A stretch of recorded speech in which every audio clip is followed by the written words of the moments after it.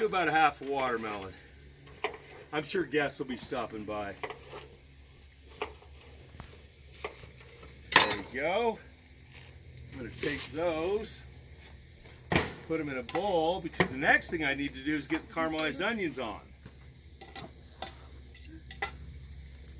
Okay, here we go. Just like that. Fan them out.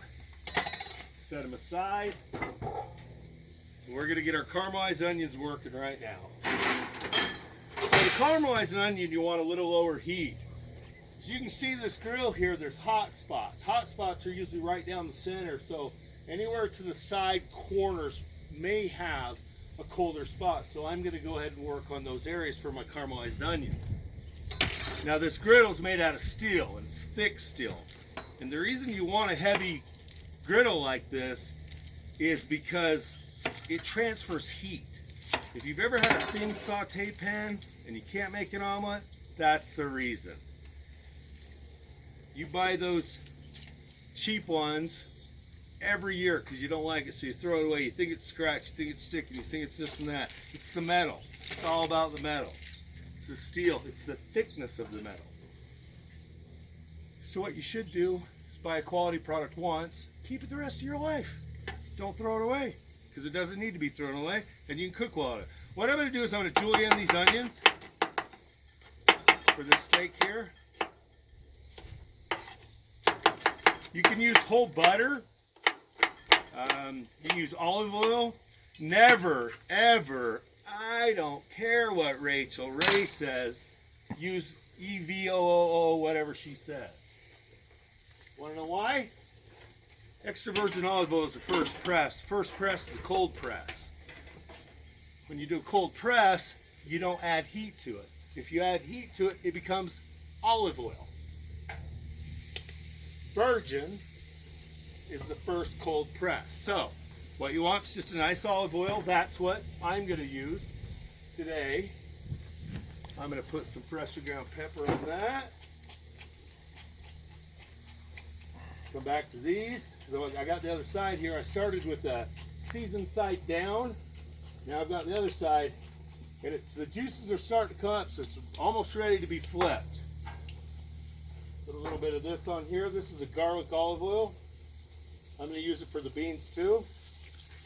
This is just going to sit in the corner and sweat. That's what we call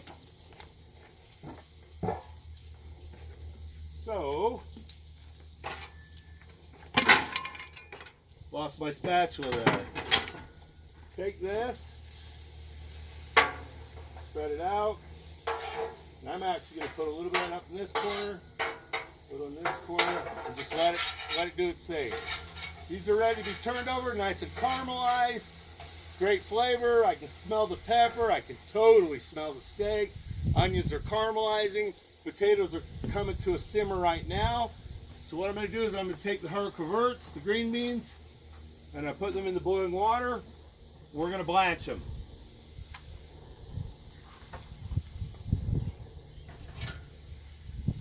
We could finish these on the grill, start to finish. You know what? In fact, we're going to do that too. So this is one technique.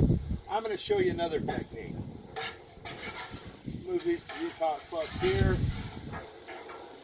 I've also got a little bit of that juice from the steak in here, so this will play nicely with this. I'm going to go ahead and put down a little bit of my olive oil.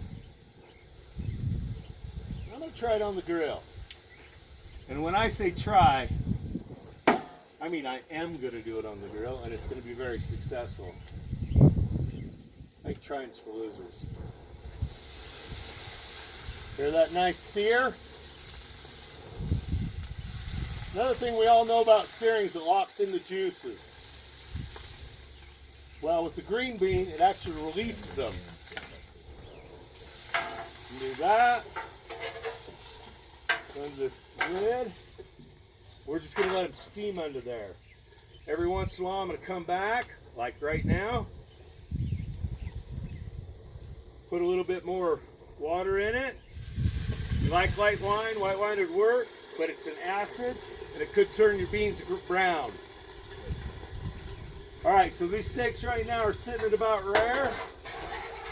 Come back over here.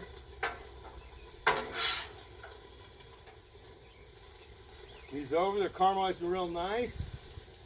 I'm gonna speed them up a little because I know these steaks are getting ready now.